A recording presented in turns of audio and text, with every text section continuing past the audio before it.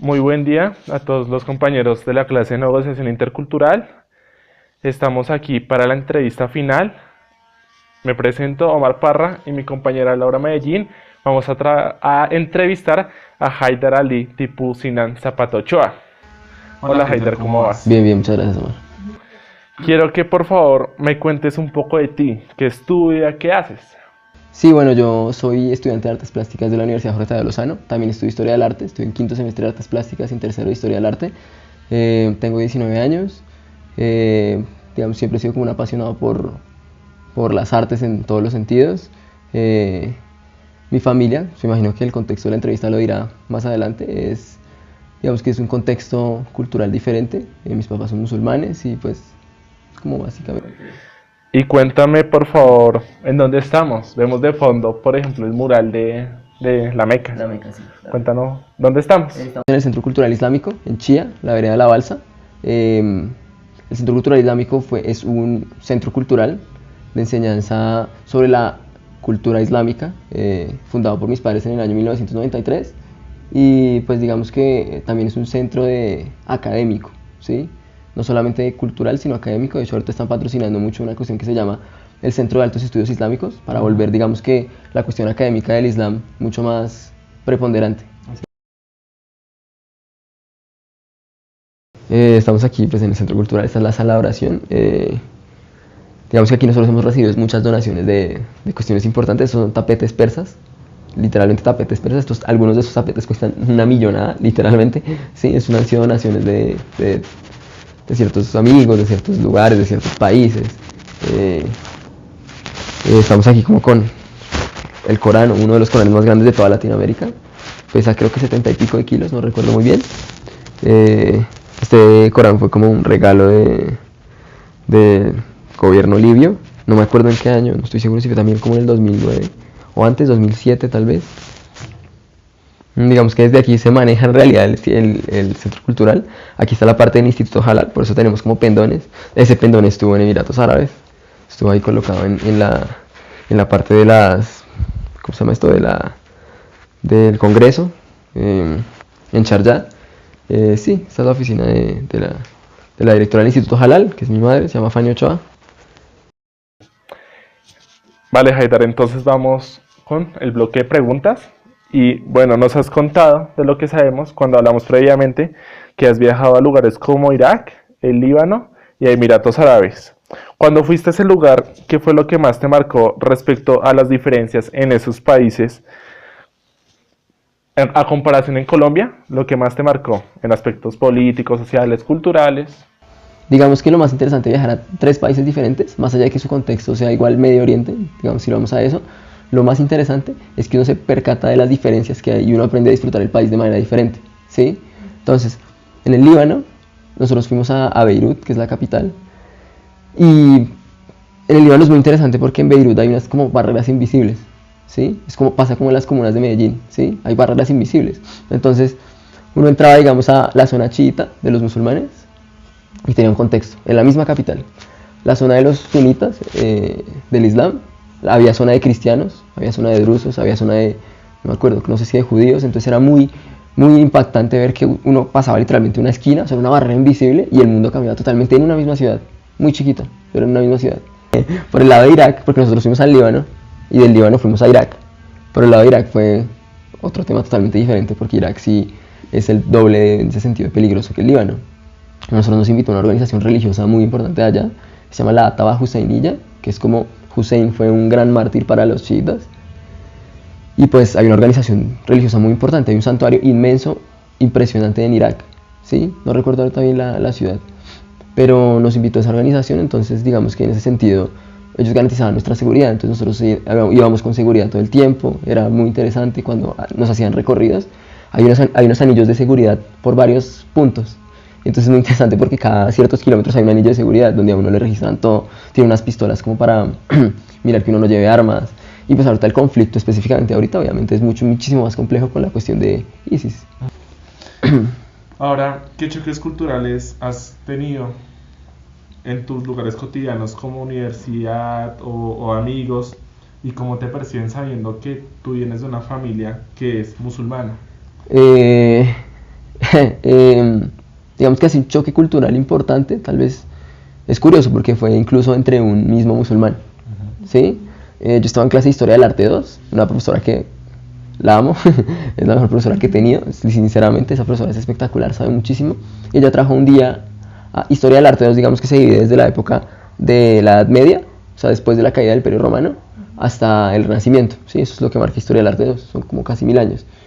Y ella trajo como un tipo musulmán que tiene los que tienen la mezquita en la 80, ¿sí?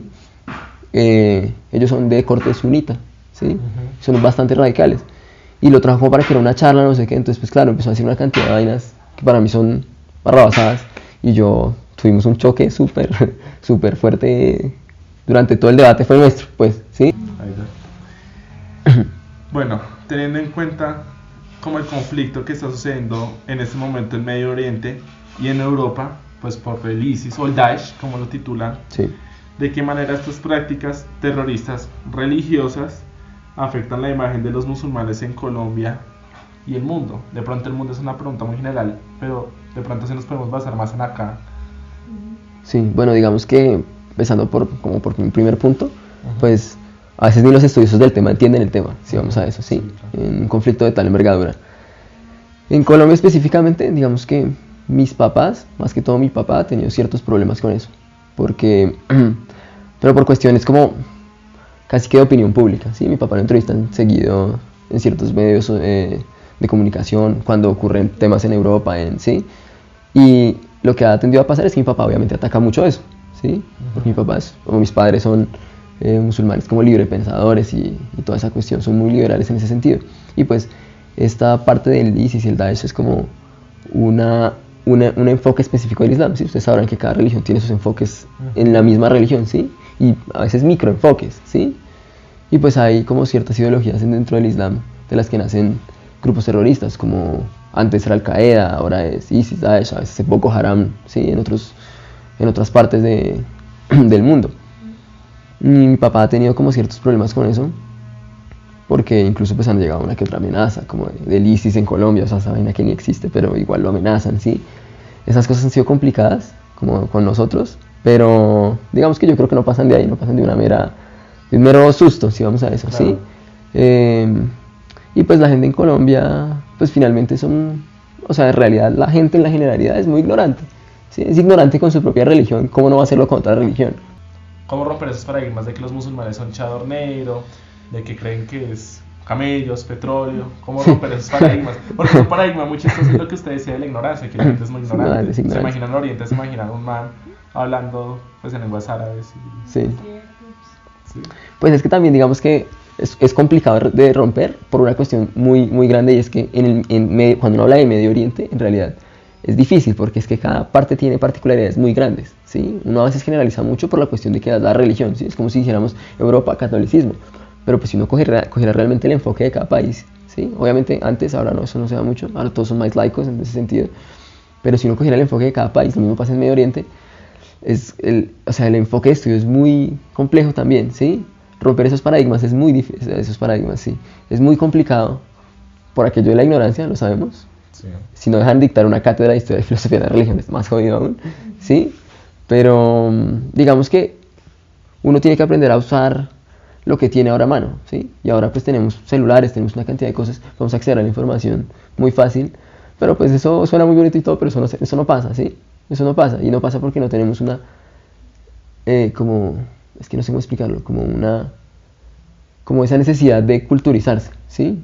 ¿Sí? Por ejemplo, cuando uno está en el Transmilenio y alguien lo empuja, y va alguien y dice que esa persona no tiene cultura, no sé qué, y yo no se pone a pensar, o sea, para culturizar una sociedad, o sea, digamos, una generación, eso dura precisamente una generación, eso no pasa en un año, eso no pasa en 2 años, eso no pasa en una alcaldía, eso no pasa en un gobierno, eso no pasa. Bueno, Haidar, este Centro Cultural Islámico está en Quinta Paredes, como nos habías contado. Ustedes se trasladaron hace aproximadamente 3 años. Sí. ¿Cómo los percibió la comunidad local? Digamos que el enfoque del Centro Cultural Islámico ha ido cambiando con el tiempo, ¿sí? Cuando estaban en Quinta Paredes era un poco más congregacional, ¿sí? Entonces recibían gente, se hacían ciertas oraciones, o sea, Tenía un enfoque un poco más, sí, congregacional, de traer gente, pues no eran cristianos que van y golpean a la puerta de conviértase, pero era como quiere entrar, entre y hacían charlas y la cuestión. Luego no nos mudamos a Chía, sino nos mudamos cerca al Consejo de Bogotá, una casa bastante grande. Y ahí duró como otros 5 años, y aquí ya lleva como 5 años. Nosotros llevamos viviendo en Chía 3 años, pero primero se mudó el Centro Cultural aquí, 4 años creo que es lo que lleva. Y entonces el enfoque ha ido cambiando mucho, ¿sí? Por eso es que antes éramos más visibles en ese sentido, ¿sí? Antes éramos más, sí, se recibía más gente, se hacían más reuniones, se invitaban más colegios, más charlas. Ahora la cuestión ha ido academizándose un poco más. Entonces ahora no necesitamos tener unas instalaciones gigantes, porque eso no se necesita, porque todo el trabajo se está realizando de otra manera, ¿sí? Mucho más académico, está trabajando en la cuestión del Centro de Altos Estudios Islámicos. Algo muy importante es el Instituto Halal, que es lo que soporta financieramente este lugar. Cuéntanos un poco del Halal. Del Instituto Halal, sí. Halal significa permitido en árabe, ¿sí? El mercado halal es un mercado que está en un auge impresionante en el mundo islámico. No sé si ustedes sepan del sello kosher, que es el de los judíos, Sí. ¿sí? Que uno incluso puede ir a un avión en un viaje y decir, no, yo quiero comida kosher, ¿sí? Sí. Se está tratando de instaurar una marca igual con la marca halal, ¿sí? Que lo maneja, pues sería todo el mundo islámico, son demasiada gente, sí, demasiada gente. Se está tratando de hacer eso, y lo que es eso es, pues que para las medidas de la religión hay ciertas comidas o cosas prohibidas, ¿sí? Entonces, digamos, no comer carne de cerdo, o que obviamente lo halal ya es mucho más técnico, ¿no? O sea, hay gente que estudia eso muy bien porque tiene que mirar, digamos, si hacen una gelatina que no tenga tantos procesos químicos por tales razones, ¿sí? Entonces, lo que hacen mis papás es que hay empresas en Colombia o incluso en Latinoamérica, ha pasado en Ecuador, creo que son en Ecuador, que quieren exportar su mercancía a países musulmanes, y los países musulmanes que les dicen, necesitamos una prueba de que eso es halal, de que esto es permitido para nosotros, o sea, necesitamos, entonces ellos tienen un certificado, ellos han estudiado mucho el tema, entonces tienen la capacidad de certificar. Entonces las empresas los llaman, ellos visitan la planta, hacen todo el proceso y les dicen, certificamos que esta comida es halal y que es consumible de cualquier manera en el mundo islámico. Okay. ¿Y crees que el mercado halal es grande en ese momento? En este momento no, pero eso tiene que tener una potencia, un auge impresionante, es mucha gente, ¿sí? Claro. O sea, se ha ido volviendo más grande. De hecho, cada cierto tiempo hacen reuniones. Cuando estuvimos en Emiratos Árabes, en realidad estuvimos en un congreso halal. Pero entonces la pregunta es, ¿cómo percibió la comunidad musulmana esto, de la ideología de género? Primero, ¿qué piensan? ¿Si están de acuerdo o no están de acuerdo? Oímos desde tu punto de vista, Sí. pues desde tu padre, y cómo lo percibió la comunidad musulmana en general en Colombia. Bueno, yo personalmente no estoy de acuerdo con este tipo de cuestiones, ¿no? Les hablaba yo ahorita de una cartilla sobre las religiones, ¿sí? Entonces uno se pregunta, ¿cómo es posible que llegue primero una cartilla de este tipo? ¿Sí? Que pues sí, si uno la mira bien, en realidad, no, o sea, hay gente que exagera, ¿no? O sea, hay gente que esto no va a convertir a la gente en homosexuales, hay gente que exagera, ¿sí? Obviamente sí tiene un enfoque, porque uno tiene que tener cuidado con todas las cosas que pasan, y es que todo va encaminado a algo, ¿sí? Y obviamente esas cartillas tienen una idea de promover algo, ¿sí? En realidad, sí, o sea, uno no puede ser tan inocente de esto no va a convertir gente, pero sí va a convertir gente, ¿sí me hago entender? O sea, no es ni lo uno ni lo otro, o sea, no es tan grave, pero sí tiene un enfoque, ¿sí? Pues yo no estoy de acuerdo en ese sentido con nada de eso personalmente, o sea, yo personalmente no estoy muy de acuerdo con la homosexualidad. Eso no tiene nada que ver como con religión ni nada de eso. Ahora, las 3 grandes religiones abrámicas, en realidad ninguna está de acuerdo con eso, ¿sí? O sea, finalmente todas tienen una raíz que lleva a algo que ninguna esté de acuerdo con eso, ¿sí? Por cuestiones, si se quiere, naturales o por lo que se quiera ver, pero ninguna está de acuerdo con eso, ¿sí? Mi papá no está de acuerdo con eso. Mandatos. Mi papá no está de acuerdo con eso, y mi papá incluso lo ataca no en un sentido de no estar de acuerdo, porque es un sentido muy básico finalmente. O sea, uno no puede atacar algo porque no está de acuerdo. Eso es ser intolerante, no sé cómo decirlo, ¿sí? Uno los tiene que atacar por lo que hacen, ¿sí? Y por lo que han hecho históricamente. Ahí es cuando uno los ataca. O sea, yo no puedo atacar al judaísmo porque no me gusta. Si lo voy a atacar es porque, mire, usted la cagó aquí hace no sé cuántos años y la siguen cagando y cagando, ¿sí? Y lo mismo los católicos, y lo mismo el Islam, igual, ¿sí? Se miden con la misma vara. Y los homosexuales, pues, es muy complicado. Es un tema muy complicado, yo no estoy de acuerdo. Y pues no sé. ¿Y la comunidad musulmana en general? ¿Emitió un En general, comunicado? no que yo sepa, ¿sí? En general, ninguno va a estar de acuerdo con eso, ¿sí? Hay que verlo con lupa, pues yo después se los contaré en privado. Hay que verlo con lupa, no en la entrevista. Hay que ver eso con lupa, porque Pero no, en general ninguno está de acuerdo con ese tema, ninguno. ¿Vale? ¿Sí? Mucha gente está criticando el velo islámico allá, en Francia. Digamos, antes lo hacían en los colegios en Francia, más o menos en el año 2003, criticaban que las niñas en los colegios llevaran su velo islámico, porque argumentaban los políticos en ese país que querían promover una cultura, que querían convertir. Mm. Por otro lado, el año pasado se está criticando mucho el uso del burkini, Sí, sí, sí, ¿sí? sí. En las mujeres. Sí, sí, sí, sí. Mm. Entonces la pregunta va, ¿qué piensas respecto a eso en Mm. general?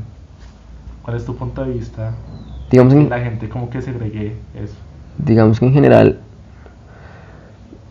la cuestión del sador, o sea, de la pañoleta o de la... Chador. Sí, sobre todo el sador, sí, como de la pañoleta, que es una cuestión que sí aparece en el Corán, pero como o sea, es lo mismo, o sea, uno no puede...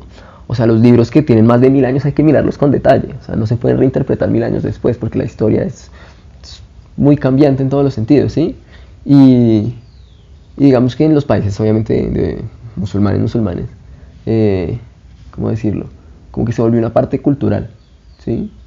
Que también se fue exportando. Digamos, mi mamá usaba mucho la pañoleta, pero ya ahora sale mucho sin pañoleta, ¿sí? Muchísimo, todas a reuniones y, ¿sí? Porque es algo que ya no es algo cuestión que haya que superar estrictamente, porque es un tema interesante, pero es algo que hay que mirar con detalle, ¿sí? Y digamos que lo que plantean en 2003, las niñas... Tres Las veces niñas, en el ¿verdad? colegio. Yo vuelvo y lo repito, o sea, a mí me parece que hay que mirar esas cosas con cuidado porque puede que así fuera así en realidad, ¿sí? O sea, hay países que sí no quieren todo el tiempo exportar lo que piensan, ¿sí? Y habrá uno que otro liberal que dirá, pero deje de ser tan ficti, que no, pero sí ocurre, como lo de la burka, pues la burka es una cuestión como más ya complicada, la burka creo, no estoy seguro si nació como hace 2 siglos en ese tipo de cosa ya como tan tapada, en Afganistán o en Pakistán, no recuerdo en realidad. Es una cuestión ya más cultural. Se puede ver que es cultural porque eso no pasa en todo el mundo islámico, pasa allá, ¿sí? Obviamente, pues hay personas que se convierten a la religión y se radicalizan. Y algo que pasa mucho en la historia con la gente, con todos, es que los conversos son los más radicales en todo. O sea, si usted era católico y se convierte, por alguna razón dejó de creer y se vuelve ateo, usted es el man más ateo de la vida. Y uno no puede hablar con usted porque es el man más ateo de la vida, o viceversa. Las personas que eran ateas y tuvieron un hecho religioso, un episodio espiritual, y se convierten, no sé, al cristianismo, se vuelven los más cristianos de la vida.